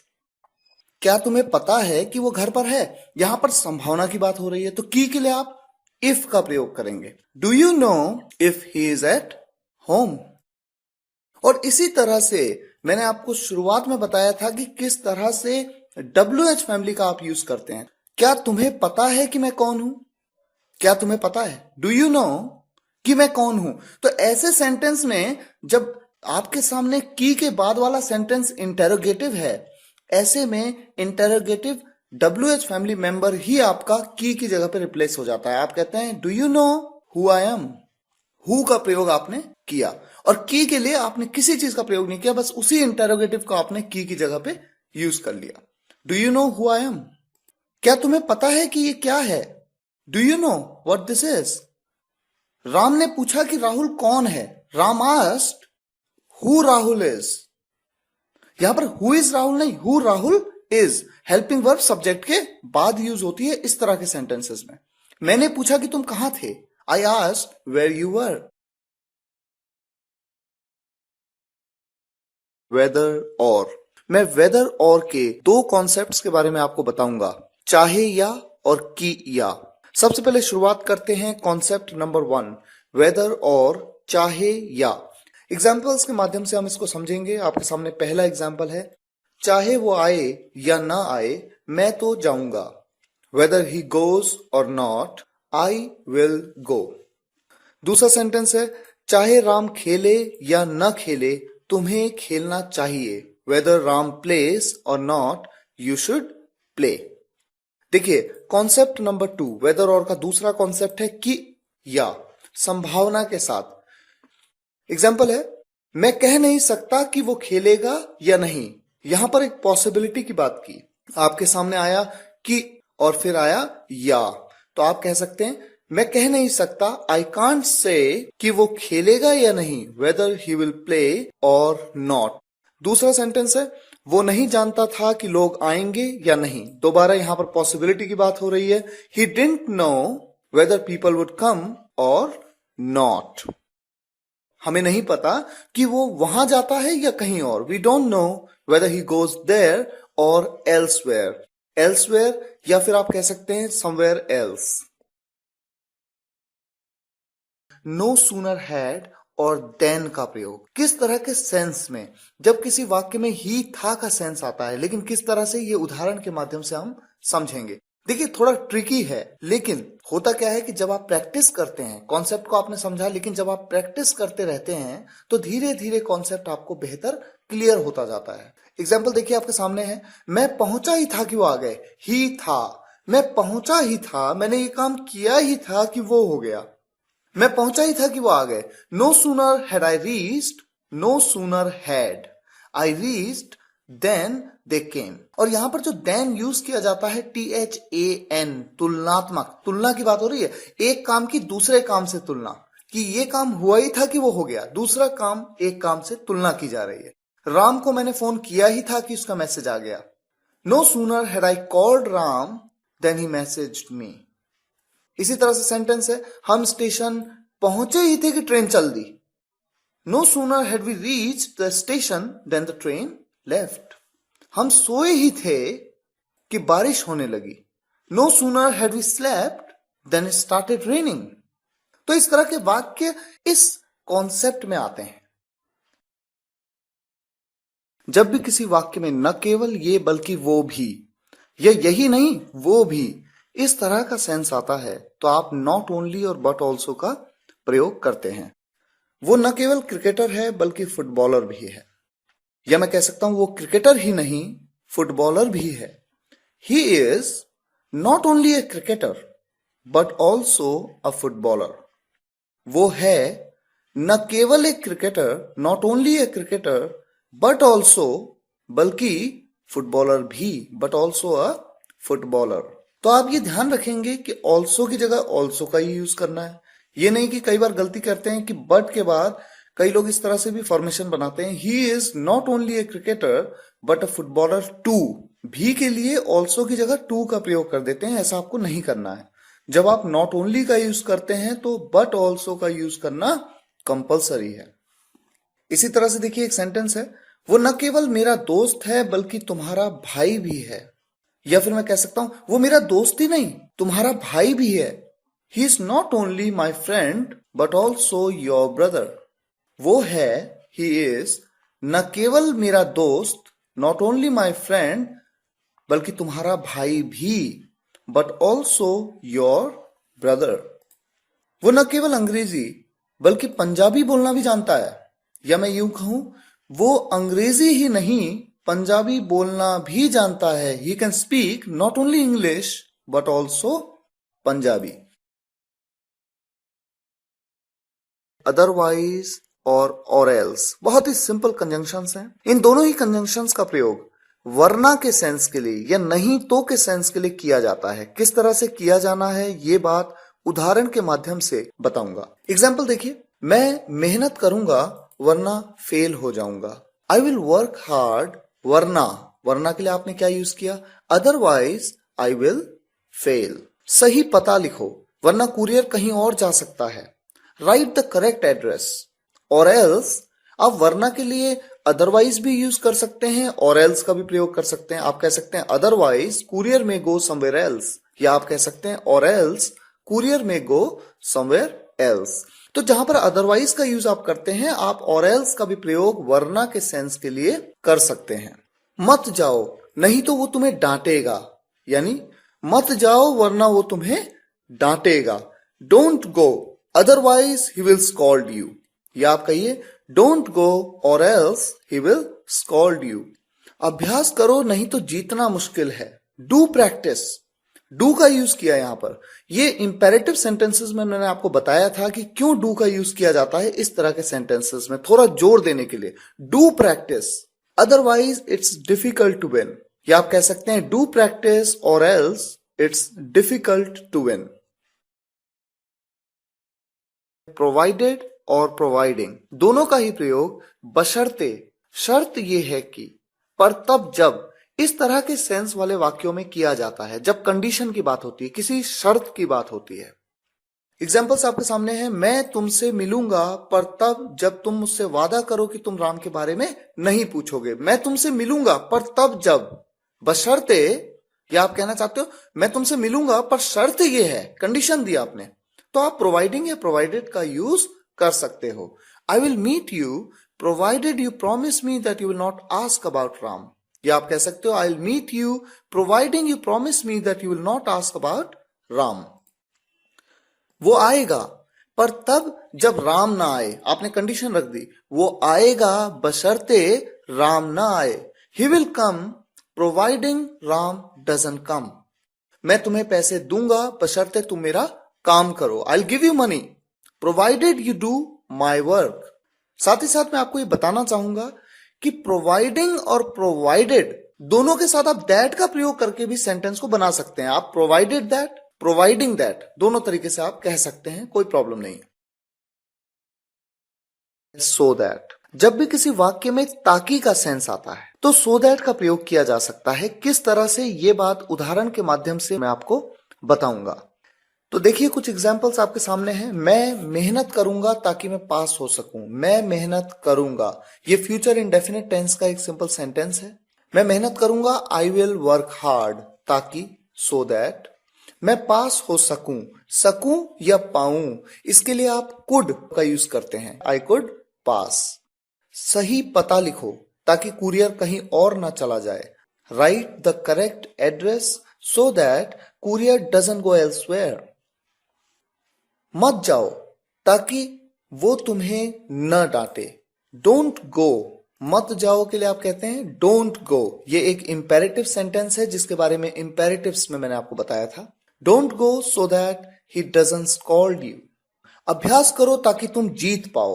अभ्यास करो, do practice so that you could win. So, hence, henceforth, that's why, therefore, that's the reason. इसलिए जब किसी वाक्य में आता है तो इनमें से किसी एक कंजंक्शन का प्रयोग आप वहां पर कर सकते हैं. एग्जाम्पल आपके सामने है, मैं गया इसलिए तुम आए. बहुत ही simple sentence. I went so you came. I went hence you came. I went henceforth you came. I went that's why you came. I went that's the reason you came.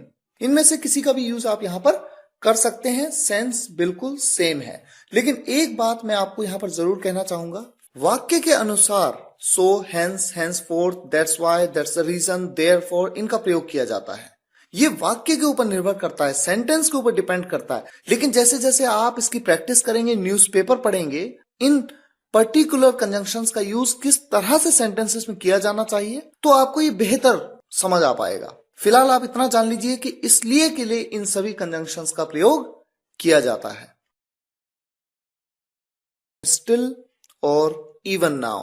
जब भी किसी वाक्य में अभी भी या आज भी का सेंस आता है तो आप इन दोनों में से किसी भी एक कंजंक्शन का यूज कर सकते हैं. लेकिन इसके कुछ नियम हैं. तो आइए शुरुआत करते हैं. सबसे पहले देखिए rule number 1. Still is used after the helping verb and just before the verb. Still का प्रयोग हेल्पिंग वर्ब के तुरंत बाद और वर्ब से पहले किया जाता है. वेयर एज, जबकि even now is used at the beginning और एट द एंड. इसका मतलब है कि इवन नाउ का प्रयोग सेंटेंस की शुरुआत में या सेंटेंस के अंत में किया जाएगा. दूसरा रूल देखिए. Even now is not often used in interrogative sentences. Even now का प्रयोग अक्सर प्रश्नवाचक वाक्यों में नहीं किया जाता. जब हम बोलते हैं अक्सर, इसका मतलब यह है कि इवन नाउ का प्रयोग प्रश्नवाचक वाक्यों में किया जा सकता है लेकिन अक्सर नहीं किया जाता. एग्जाम्पल्स आपके सामने हैं. मैं अभी भी पढ़ रहा हूं. आप इसको दो तरीके से बना सकते हैं. देखिए, स्टिल के साथ आप कैसे बना सकते हैं. I am still studying. Helping verb है एम, स्टडी मेन वर्ब. तो यहां पर आप कह सकते हैं I am still studying. Helping verb के बाद स्टिल का यूज किया और वर्ब से पहले. या फिर आप कह सकते हैं I am studying even now. मैंने आपको बताया कि इवन नाउ का प्रयोग सेंटेंस की स्टार्टिंग और एंड दोनों जगह किया जा सकता है. तो इस सेंटेंस को आप ऐसे भी बना सकते हैं. Even now I am studying. वो अभी भी वहां जाती है. She still goes there. यहां पर देखिए हेल्पिंग वर्ब नहीं है लेकिन वर्ब है. वर्ब कौन सी है आपके सामने. गो. गो मतलब जाना. ये क्रिया है तो क्रिया से जस्ट पहले स्टिल का यूज किया. She still goes there. या आप कह सकते हैं even now she goes there. Sentence है अमन अभी भी खेल रहा है. Aman is still playing.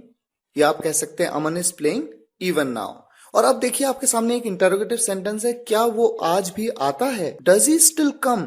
ये प्रेजेंट इंडेफिनिट टेंस का एक सेंटेंस है. इंटरोगेटिव सेंटेंस है. प्रश्नवाचक वाक्यों में आप स्टिल को प्रेफरेंस दीजिए. तो आप स्टिल का प्रयोग यहां पर करिए. आप चाहें तो इवन नाउ का प्रयोग भी आप कर सकते हैं. आप कह सकते हैं does he come even now. That's what. यही तो, वही तो, यही बात तो, या वही बात तो. एग्जाम्पल्स आपके सामने हैं. यही तो मैं कह रहा हूं. That's what I am saying. वही तो हम सोच रहे थे. That's what we were thinking. यही बात तो आप पूछ रहे थे. That's what you are asking. वही बात तो उसने हमें समझाई थी. That's what he made us understand. यही तो मेरी समझ में नहीं आ रहा. That's what I am not able to understand. That's how. जिसका प्रयोग ऐसे वाक्यों में किया जाता है जब सेंस आता है ऐसे ही या इसी तरीके से, इसी तरह से. ध्यान रहे कि दैट्स हाउ का प्रयोग सिर्फ तब किया जाता है जब कुछ करने के तरीके की बात हो रही है. Talking about a way of doing something. Examples आपके सामने हैं. मैंने ऐसे ही तो सीखा. यानी मैंने इसी तरीके से तो सीखा, इसी तरह से तो सीखा. That's how I learned. इसी तरह से उसने मुझसे बात की. That's how he spoke with me. वो ऐसे ही खाना खाता है, वो इसी तरीके से ही खाना खाता है। That's how he eats the food. मैंने ऐसे ही तो पूछा था, मैंने इसी तरीके से तो पूछा था। That's how I had asked. आप इसी तरह से वहां पहुंच सकते हो, यानी आप ऐसे ही वहां पहुंच सकते हो, यानी आप इसी तरीके से वहां पहुंच सकते हो। That's how you can reach there. वो सबसे ऐसे ही बात करता है, इसी तरीके से बात करता है। That's how he talks to everyone. That's when. जब किसी वाक्य में उसी वक्त या तभी का सेंस आता है तो दैट्स वन का प्रयोग किस तरह से किया जाना है, ये बात इस वीडियो लेक्चर के माध्यम से आप समझेंगे। ध्यान देने वाली बात यह है कि दैट्स व्हेन का प्रयोग तब किया जाता है जब किसी समय की बात हो रही हो, talking about a time. Example देखिए, मैं उसी समय पहुंच गया, उसी समय। That's when I reached. वो ठीक तभी घर आया, तभी। That's when he reached home. Aman तभी मुझसे मिला था। That's when Aman met me. जब पापा आए उसी वक्त मम्मी भी आ गई। यहां पर भी वक्त की बात हो रही है, उसी वक्त, तभी। When dad came, that's when even mom turned up. मैंने उसी वक्त उसे कहा था मत जा। That's when I told him don't go. That's where. जब भी किसी वाक्य में यहीं तो, वहीं तो, इसी जगह तो या उसी जगह तो इस तरह का सेंस आए तो दैट्स वेयर का प्रयोग किस तरह से किया जाना है ये बात आप जानेंगे। बहुत ही सिंपल टॉपिक है। दैट्स वेयर का प्रयोग तब किया जाता है जब किसी स्थान की बात हो रही हो, talking about a place. Example आपके सामने है, यहीं तो मैं रहता हूं। देखिए जगह की बात हो रही है, यहीं तो मैं रहता हूं। That's where I live. वहीं तो हम रहा करते थे। That's where we used to live. यहीं मैं पैदा हुआ। That's where I was born. वहीं पर तो मैंने तुम्हें इसके बारे में बताया था। That's where I had told you about it. यहीं तो उसे पीटा गया। That's where he was beaten. इसी तरह के एग्जाम्पल्स आपके सामने हैं, जैसे हम उस दिन वहीं तो मिले थे। देखिए जगह की बात हो रही है, किसी जगह की बात हो रही है कि यहां पर मिले थे। That's where we had met that day. Ram उसी जगह तो खड़ा था। That's where Ram was standing. मैं वहीं तो जा रहा हूं। That's where I am going. That's which. जब भी किसी वाक्य में उसी को या इसी को का सेंस आता है किसी निर्जीव के साथ तो आप दैट्स विच का प्रयोग कर सकते हैं। एग्जाम्पल देखिए आपके सामने है, उसी को तो सब ढूंढ रहे हैं। यहां पर किसी चीज की बात हो रही है, किसी निर्जीव की बात। मान लीजिए मैं कहूं कोई पेन गुम हो गया और मैं कहूं कि उसी को तो सब ढूंढ रहे हैं, तो यहां पर पेन की बात हो रही है, तो निर्जीव की बात हो रही है, तो मैं दैट्स विच का प्रयोग कर सकता हूं। That's which all are searching. उसी पेन को तो सब ढूंढ रहे हैं। That's the pen all are searching. इसी को तो मैं इस्तेमाल करता हूं। मान लीजिए किसी मोबाइल की बात हो रही है कि इस मोबाइल को मैं इस्तेमाल करता हूं, इसी को तो मैं इस्तेमाल करता हूं। That's which I use. मैंने इसी पर तो किताब रखी थी। That's which I have kept the book on. मैंने उसी को खरीदा। That's which I purchase. मैंने उसी किताब को खरीदा। That's the book I purchase. तो जब आप कहते हैं मैंने उसी को खरीदा, लेकिन यहां पर भी अंडरस्टूड है कि खरीदा किसको, किसी निर्जीव को। चाहे किताब हो, चाहे मोबाइल, चाहे पेन, चाहे पेंसिल, कुछ भी हो, लेकिन सेंस हमेशा किसी निर्जीव को खरीदने का होना चाहिए, तभी आप दैट्स विच का प्रयोग करेंगे। दैट्स हु और दैट्स whom। जब भी किसी वाक्य में उसी को या इसी को, किसी सजीव की बात हो रही हो, उसी को या इसी को का सेंस आता है तो आप दैट्स हु या दैट्स whom का प्रयोग कर सकते हैं। उसी को तो सब ढूंढ रहे हैं। यहां पर किसको ढूंढ रहे हैं? किसी सजीव की बात हो रही है। मान लीजिए राम को सब ढूंढ रहे हैं। राम एक व्यक्ति है, उसको सब ढूंढ रहे हैं। तो राम की बात हो रही है, वो एक सजीव है, लिविंग बीइंग है, तो आप कहते हैं that's whom all are searching, या आप कह सकते हैं that's who all are searching। लेकिन दैट्स whom कहना बेहतर विकल्प है, क्योंकि एडवांस इंग्लिश में who को whom ने पूरी तरह से रिप्लेस कर दिया है इस तरह के सेंस में। सर ने उसी को तो डांटा। दैट्स whom सर स्कॉल्डेड, उसी को, वो व्यक्ति है एक। दैट्स whom सर स्कॉल्डेड, मैंने उसी को पूछा था। That's whom I had asked, उन्हीं को तो हमने बुलाया था। कई लोग हैं वो, लेकिन है तो व्यक्ति, कोई सजीव। That's whom we had invited, लोगों ने इसी को तो पीटा था। That's whom people had beaten, मैंने उसी को तो पेन दिया, वो एक व्यक्ति है कोई, मैंने उसी को तो पेन दिया। That's whom I gave the pen. Till then और बाय देन दोनों का ही प्रयोग तब तक के सेंस के लिए किया जाता है। एग्जाम्पल्स आपके सामने हैं। मैंने तब तक उसे नहीं देखा था, यानी मैंने उस वक्त तक उसे नहीं देखा था। I had not seen her till then, हम उस वक्त तक बाहर नहीं जाएंगे, यानी हम तब तक बाहर नहीं जाएंगे। We will not go out by then, मैं उस वक्त तक तुमसे नहीं मिलूंगा। I will not meet you till then, उस वक्त तक यानी तब तक के लिए मैंने यूज किया टिल देन। तब तक का स्कोर क्या हुआ था? What was the score till then, या मैं कह सकता हूं what was the score by then. वो तब तक ऑफिस नहीं पहुंचा था। He had not reached office by then, उसने तब तक बर्गर नहीं खाया था। He hadn't eaten burger till then. Till then या बाय देन आप किसी का भी प्रयोग कर सकते हैं तब तक के सेंस के लिए।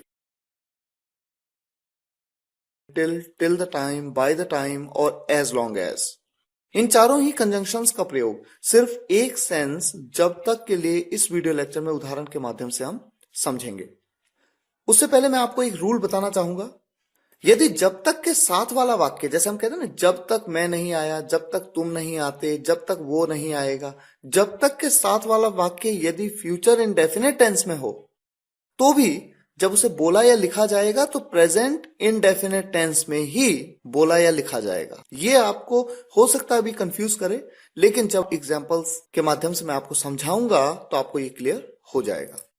एग्जाम्पल्स आपके सामने है। जब तक मैं नहीं आता मत जाना, जब तक के बाद वाला वाक्य यहां पर तो प्रेजेंट इंडेफिनिट टेंस में है तो कोई इशू नहीं है। आप इसे सिंपली कैसे बना सकते हैं, आप जब तक के लिए till, bye the time, till the time या एज लॉन्ग एज का भी प्रयोग कर सकते हैं। तो मैं यहां पर प्रयोग करता हूं टिल का। मैं कहता हूं till I don't come don't go, मत जाना को क्या कहा मैंने, डोंट गो।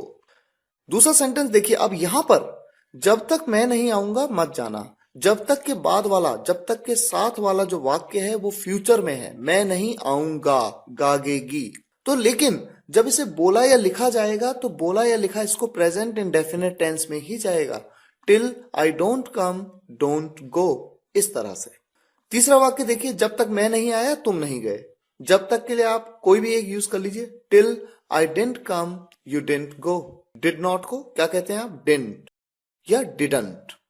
एग्जाम्पल, जब तक राम नहीं आएगा हम नहीं जाएंगे। अब आप यहां पर देखिए, जब तक के साथ वाला वाक्य राम नहीं आएगा, ये गागेगी, फ्यूचर इंडेफिनिट, लेकिन बनाएंगे प्रेजेंट इंडेफिनिट में ही। किस तरह से, by the time Ram doesn't come we will not go. जब तक तुम यहां हो मैं खुश हूं, जब तक तुम यहां हो, as long as you are here I am happy. एक सेंटेंस है, जब तक वो आया मैं जा चुका था। By the time he came I had left, जब तक मेरा परिवार साथ है मुझे परवाह नहीं। As long as my family is with me I don't care. Until और अनलेस, जब भी किसी वाक्य में जब तक नहीं का सेंस आता है तो अनटिल का प्रयोग, और यदि नहीं का प्रयोग आता है तो अनलेस का प्रयोग किया जाता है। सबसे पहले आप रूल जान लीजिए। यदि जब तक के साथ वाला वाक्य फ्यूचर इंडेफिनिट टेंस में है तो भी प्रेजेंट इंडेफिनिट टेंस में ही बोला या लिखा जाता है। एग्जाम्पल देखिए आपके सामने, जब तक मैं नहीं आता मत जाना। जब तक नहीं के लिए आपने अनटिल का प्रयोग किया, आप कहते हैं until I come don't go. लेकिन दूसरा सेंटेंस देखिए, जब तक मैं नहीं आऊंगा। अब ये देखिए, यहां पर जब तक के साथ वाला वाक्य फ्यूचर इंडेफिनिट टेंस में है। जब आप इसे बनाएंगे, जब आप इसे बोलेंगे या लिखेंगे तो प्रेजेंट इंडेफिनिट टेंस में ही लिखेंगे। Until I come don't go, जब तक मैं नहीं आया तुम नहीं गए। Until I came, you didn't go. जब तक राम नहीं आएगा हम नहीं जाएंगे। Until Ram comes, we will not go. जब तक नहीं के लिए आप क्या यूज कर रहे हैं, Until। राम आएगा, ये फ्यूचर में है लेकिन बनाएंगे प्रेजेंट में। राम सिंगुलर है, सिंगुलर के साथ में आप क्या लगाते हैं, थर्ड पर्सन सिंगुलर सब्जेक्ट के साथ में वर्ब के साथ एस या ई एस का प्रयोग। तो यहां पर एस का प्रयोग आप करेंगे। Until Ram comes we will not go, जब तक तुम नहीं आते मैं यहीं रहूंगा। Until you come I will stay here, जब तक वो नहीं आया मैं पढ़ता रहा। जब तक नहीं के लिए until he came I kept studying, जब तक मेरा परिवार साथ नहीं था मैं कमजोर था। Until my family was with me I was weak. अब देखिए यदि नहीं के कॉन्सेप्ट को, मैं जॉब छोड़ दूंगा यदि मेरी तनख्वाह नहीं बढ़ी। यदि नहीं का प्रयोग होता है तो अनलेस का आप यूज किस तरह से कर सकते हैं। I will quit the job, मैं जॉब छोड़ दूंगा अनलेस यदि नहीं आई गेट अ पे हाइक, अगर मेरी तनख्वाह नहीं बढ़ी, अगर मेरी पे नहीं बढ़ी। अनलेस में ही नॉट भी है, यदि नहीं। राम नहीं पढ़ेगा अगर आपने उसे खेलने नहीं दिया। राम विल नॉट स्टडी अगर आपने उसे खेलने नहीं दिया। अगर नहीं यानी यदि नहीं, यदि नहीं के लिए unless you let him play, यदि नहीं आपने उसे खेलने दिया। LEST लेस्ट। देखिए लेस्ट का प्रयोग किस तरह के वाक्यों में किया जाता है। जब भी किसी वाक्य में सेंस आए, कहीं ऐसा ना हो कि, या सेंस हो ये ना हो कि। और साथ ही साथ ये जानना जरूरी है कि लेस्ट के बाद आने वाले वाक्य में हेल्पिंग वर्ब हमेशा शुड का प्रयोग किया जाता है, चाहे सेंटेंस किसी भी टेंस में हो या किसी भी तरीके से बनाया गया हो। आइए एग्जाम्पल्स देखते हैं। सबसे पहले, मैं मेहनत करूंगा कहीं फेल ना हो जाऊं। यहां पर एक डर है, कहीं ऐसा ना हो कि फेल हो जाऊं, या फिर ये ना हो कि फेल हो जाऊं। तो इस तरह का सेंस आता है जब, तो आप लेस्ट का प्रयोग कर सकते हैं। I will work hard लेस्ट I should fail. सही पता लिखो, ये ना हो कि कुरियर कहीं और चला जाए। Write the correct address lest courier should go somewhere else. while WHILE, और कॉम्बिनेशन है while प्लस वर्ब की फर्स्ट फॉर्म प्लस ING, करते हुए। जब भी किसी वाक्य में किसी काम को करते हुए किसी दूसरे काम को करने के बारे में बताया गया हो तो while फॉर्मेशन के इस कॉन्सेप्ट का यूज किया जाता है। जैसे मैं कहूं सोते हुए while sleeping, खेलते हुए while playing, देखते हुए while watching, मुस्कुराते हुए while स्माइलिंग। लेकिन उदाहरण के माध्यम से आप इस बात को बेहतर समझ पाएंगे। तो कुछ एग्जाम्पल्स लेते हैं। मैं चलते हुए पढ़ रहा हूं, I am reading while walking. दो काम एक साथ कर रहा हूं, एक है चलने का और एक है पढ़ने का। तो चलते हुए पढ़ रहा हूं, I am reading while walking. या फिर वाइल वॉकिंग का प्रयोग आप शुरुआत में भी कर सकते हैं। आप कह सकते हैं while walking I am reading. वो खेलते हुए कुछ सोच रहा था, वो सोच रहा था, ही वॉज थिंकिंग कुछ, समथिंग, क्या करते हुए, खेलते हुए, while playing। या आप कह सकते हैं while playing he was thinking something। एक एग्जाम्पल है, एक इंटेरोगेटिव सेंटेंस आपके सामने है, क्या राम पढ़ते हुए खाना खाता है? Does Ram eat the food while studying? वो मुझसे बात करते हुए तुम्हें देख रहा था।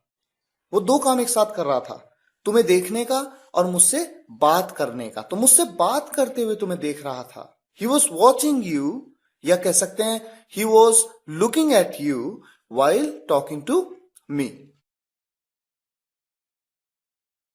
Whereas और while, इन दोनों ही कंजंक्शंस का प्रयोग जबकि के सेंस के लिए भी किसी वाक्य में किया जा सकता है। देखिए एग्जाम्पल आपके सामने है, दूल्हा केवल 20 साल का है जबकि दुल्हन 30 की। दूल्हे को ग्रूम कहते हैं, दुल्हन को ब्राइड कहते हैं। The groom is only 20 years old while the bride is 30। आप while की जगह whereas का प्रयोग भी यहां पर कर सकते हैं। मेरे पास 10 रुपए हैं जबकि आपके पास 50 रुपए। I have 10 rupees whereas you have 50 rupees। Ayansh के पास एक पेन है जबकि मेरे पास 4। Ayansh has 1 pen while I have 4। यहां पर आप कह सकते हैं 4 pens, लेकिन बार बार पेन कहने की जरूरत नहीं है क्योंकि यह अंडरस्टूड है कि बात पेन की ही हो रही है। हमारे साथ 5 लोग हैं जबकि उनके पास 50, या उनके साथ 50। We have 5 people whereas they have 50 people। WH family used as a conjunction.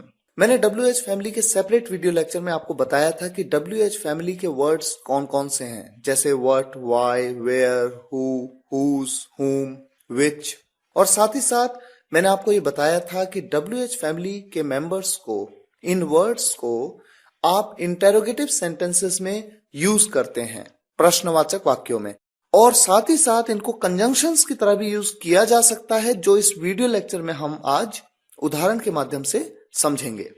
सबसे पहले देखिए WHAT, व्हाट का मतलब होता है क्या, लेकिन जब आप कंजंक्शन की तरह यूज करते हैं तो जो के सेंस के लिए आप इसे यूज कर सकते हैं, लिविंग और नॉन लिविंग दोनों के साथ। WHO, हु का मतलब होता है कौन, इंटेरोगेटिव्स में, और कंजंक्शन की तरह जब आप यूज करते हैं तो मतलब होता है जो, लिविंग बीइंग के साथ, सजीव के साथ। आगे उदाहरण में आपको एक एक कंजंक्शंस को, एक एक WH फैमिली मेंबर्स को, जिनको मैं आपको यहां पर दिखा रहा हूं, इनका प्रयोग किया जाएगा, आप इसे समझ पाएंगे। विच, जिसका मतलब होता है इंटेरोगेटिव्स में कौन सा, और कंजंक्शन की तरह जब आप यूज करते हैं तो मतलब होता है जो, नॉन लिविंग के साथ। WHOSE, हुज मतलब किसका, इंटेरोगेटिव्स में, और कंजंक्शन में जिसका, सजीव के साथ। ऑफ विच, इसका भी मतलब होता है जिसका, नॉन लिविंग के साथ, और जब आप प्रश्नवाचक में इसका यूज करते हैं तो आप कहते हैं किसका। WHERE, वेयर मतलब कहां, कंजंक्शन की तरह जब आप यूज करेंगे तो कहेंगे जहां। WHOM, whom, प्रश्नवाचक में आप कहते हैं किसे, और कंजंक्शन की तरह जब आप यूज करते हैं तो आप कहते हैं जिसे। WHEN, प्रश्नवाचक में आप कहते हैं कब, when मतलब कब, और जब कंजंक्शन में यूज करते हैं तो when का मतलब हो जाता है जब। HOW, हाउ मतलब कैसे, और कंजंक्शन की तरह जब यूज करेंगे तो जैसे।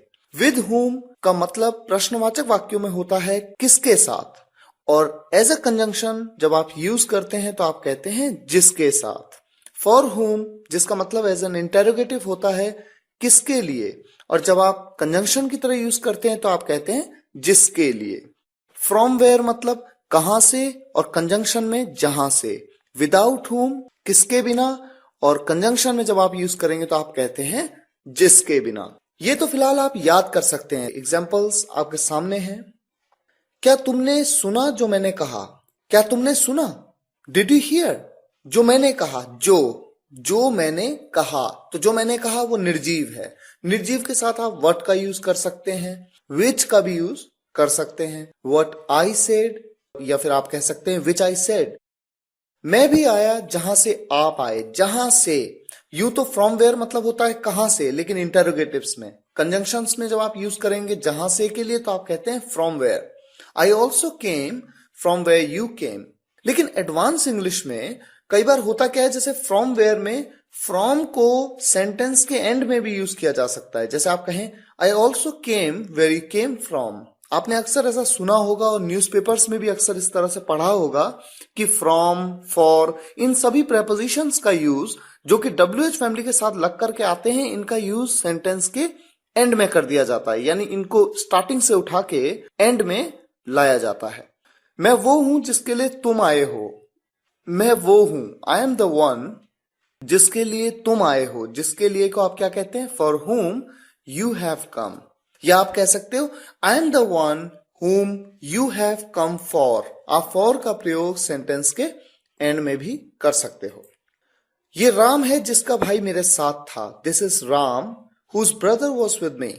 जिसका भाई, जिसका के लिए आपने क्या यूज किया, हुज। मैंने आपको बताया था सजीव के साथ में जिसका के लिए आप यूज करेंगे हुज।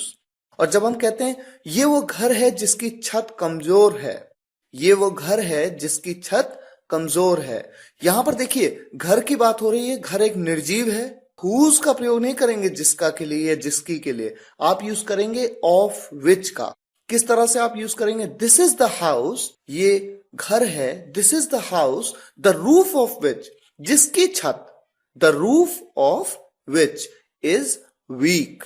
वीक मतलब कमजोर। तो यहां पर देखिए जिसका के लिए जब सजीव की बात आई तो आपने हुज का प्रयोग किया, और जब निर्जीव की बात आई तो आपने ऑफ विच का प्रयोग किया। धीरे धीरे जैसे जैसे आप प्रैक्टिस करते जाएंगे चीजें आपको और क्लियर होती जाएंगी। ये राम है जिसके साथ मैं खेलता था।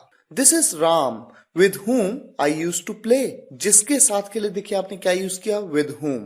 ये अमन है जिसके बिना मुझे अकेलापन लगता है। This is Aman without whom I feel lonely. जिसके बिना, without whom I feel lonely. Ram जो मेरे साथ था उसका भाई है। Ram who was with me is his brother। जो मेरे साथ था, जो था मेरे साथ। किसकी बात हो रही है, एक सजीव की बात हो रही है। सजीव के साथ आप क्या यूज करते हैं, who। जो के लिए आप who का प्रयोग कर सकते हैं। Ram who was with me is his brother। और साथ ही साथ आप that का भी प्रयोग कर सकते हैं इस तरह के वाक्यों में जो के लिए। Ram that was with me is his brother। Pen जो मेरे पास था तुम्हारा नहीं है। The pen which I had is not yours. और दैट का प्रयोग भी हम जो के लिए कर सकते हैं। तो इससे आपको यह पता लगता है कि हु का प्रयोग सजीव के साथ, विच का प्रयोग निर्जीव के साथ, लेकिन दैट का प्रयोग सजीव और निर्जीव दोनों के साथ आप कर सकते हैं। जब तुम थे सब कुछ था। When you were there, I had everything। जिसे तुम ढूंढ रहे हो, जिसे के लिए आप whom यूज करेंगे कंजंक्शन की तरह। जिसे तुम ढूंढ रहे हो यही है, कोई सजीव है वो। whom you are searching is here itself। तो इस तरह से सभी कंजंक्शंस को हमने कवर किया। मुझे उम्मीद है ये वीडियो लेक्चर आपको पसंद आया होगा। अब मैं उन्हीं क्वेश्चंस को जो स्टार्टिंग में मैंने आपसे पूछे थे, उन सभी क्वेश्चंस को मैं आपके सामने रखता हूं। यहां पर जो सही ऑल्टरनेटिव है वो येलो कलर में है। क्वेश्चन नंबर 1 में हु या दैट आप दोनों का यूज कर सकते हैं। ये बात मैंने इस वीडियो लेक्चर में आपको बताई थी। विच का यूज आप नहीं कर सकते। He who was with me is my brother, या फिर he that was with me is my brother. वो जो मेरे साथ था मेरा भाई है। क्वेश्चन नंबर 2 में आप जानते हैं लेस्ट के बाद आने वाले सेंटेंस क्लॉज में आप शुड हेल्पिंग वर्ब का यूज करते हैं। क्वेश्चन नंबर 3, अगर वो अच्छे से पढ़ाई नहीं करेगा वो फेल हो जाएगा। यहां पर सही ऑल्टरनेटिव है अनलेस। अनलेस का मतलब है इफ नॉट। इस सेंटेंस को आइडियली हम दो तरीके से बना सकते हैं। या तो इफ का यूज करें और हम कह सकते हैं if he doesn't study well he will fail. Unless में तो नॉट खुद ही है, इसलिए अनलेस के साथ में जो सेंटेंस लग करके आता है, जो क्लॉज लग करके आता है, वो अफर्मेटिव सेंटेंस में बनता है और साथ ही साथ प्रेजेंट इंडेफिनिट टेंस में। क्वेश्चन नंबर 4 में ऑफ विच सही ऑल्टरनेटिव है। वीडियो लेक्चर में आप जान चुके हैं। क्वेश्चन नंबर 5 में I don't know whether he likes me और नॉट। आप जानते हैं वेदर के साथ और का कॉम्बिनेशन। ये बात मैंने आपको बताया इस वीडियो में। Next question, question number 6, I don't eat it. मैं ये नहीं खाता, आप भी ये नहीं खाते। नाइदर डू यू या नॉर डू यू। नाइदर या नॉर दोनों ही ऑल्टरनेटिव्स में से किसी का भी आप यूज कर सकते हैं। क्वेश्चन नंबर 7, अयांश अभी भी अविरत को कॉल करता है। यहां पर सही ऑल्टरनेटिव है स्टिल, क्योंकि मैंने आपको बताया कि स्टिल का यूज हेल्पिंग वर्ब के बाद और मेन वर्ब से पहले किया जाता है। यहां पर जो मेन वर्ब है वो कॉल करना, उससे पहले आप किसका यूज करेंगे, स्टिल का यूज। हालांकि यहां पर आप इवन नाउ का भी यूज कर सकते थे, लेकिन इवन नाउ का यूज तब होता है जब सेंटेंस की शुरुआत में हो या फिर सेंटेंस के एंड में। अयांश कॉल्स अविरत इवन नाउ, या फिर इवन नाउ अयांश कॉल्स अविरत। लेकिन इस क्वेश्चन में जो ब्लैंक दिया गया है वो कॉल से पहले है, मेन वर्ब से पहले है, इसलिए आपने स्टिल का यूज किया। तो गाइज अब मैं आपसे विदा लेता हूं। Thank you so much for watching this video. See in the next video lecture. Take care. Good bye.